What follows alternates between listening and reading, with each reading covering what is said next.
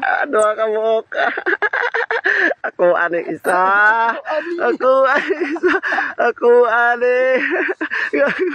Oh, ha? Smile, baby! Smile! Smile, baby!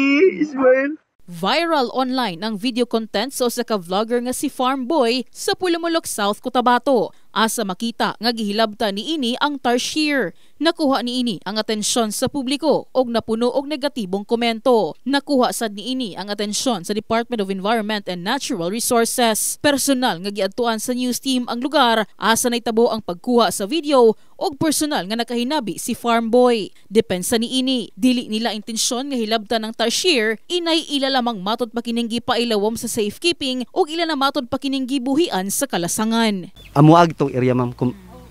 Area gita mo, may bakod gito siya, may bakod. So, itawag akong pinsan nga, palimpyuhan niya ka, ma'am, kay tamnan niya o kape, ma'am. So, sa last na mo nga paglimpyo, dito na mo nakita ang tarsier, ma'am. Kato siya nga area, ma'am, is wala na siya, ma'am. Ang down ato, ang sunod ato, ma'am, limpyo na tanan, ma'am. Wala na kahoy nga mabalhinan ang tarsier, ma'am. Gibuyan dahil namo after kay 9:40 na ako sila namo na sila gidakop, wala kaabot og alas 10 gibuyan na dayon namo. Okay. Giangko niini nga nasayod siyang sayop ang ilang gihimo apan gipadayon gihapon ang pag-upload niini sa internet. Bahalag mali atong gunitan ni. Ibalhin nato sa Picas area kay para naa sila maadtuan.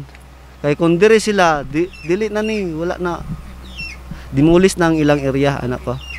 Pero bisag mali gibuhat namo to for rescue the tarsier o for safety nila anak mga.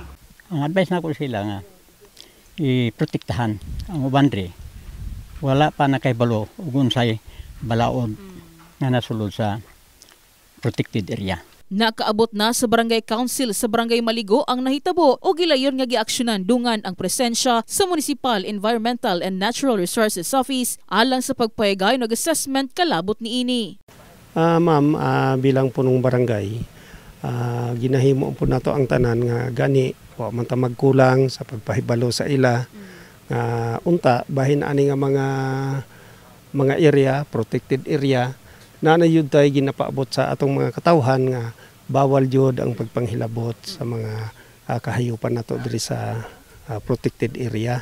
Pero siguro ma'am tungod sa kalipay nila nga nakakita ana di jud nato pod nga mabasol sila kay siyempre mao pay pagkakita pod nila ana first time nga naka.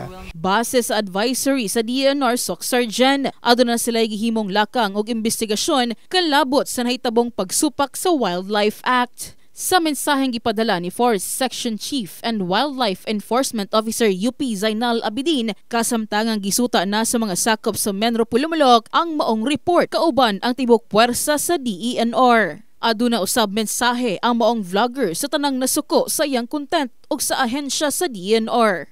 Sa tanan mga basher no sa tibuok dire sa Pilipinas no ako dai si Farm Boy no ngayo lang po sorry sa tanan basher no kay mali gitong among gibuhat no pero girescue lang po namon to siya sila no para i-transfer sa Picas nga lugar no kay wala na gito sila mapuy-an manggo dito.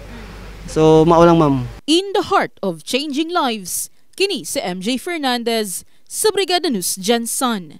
Brigada News.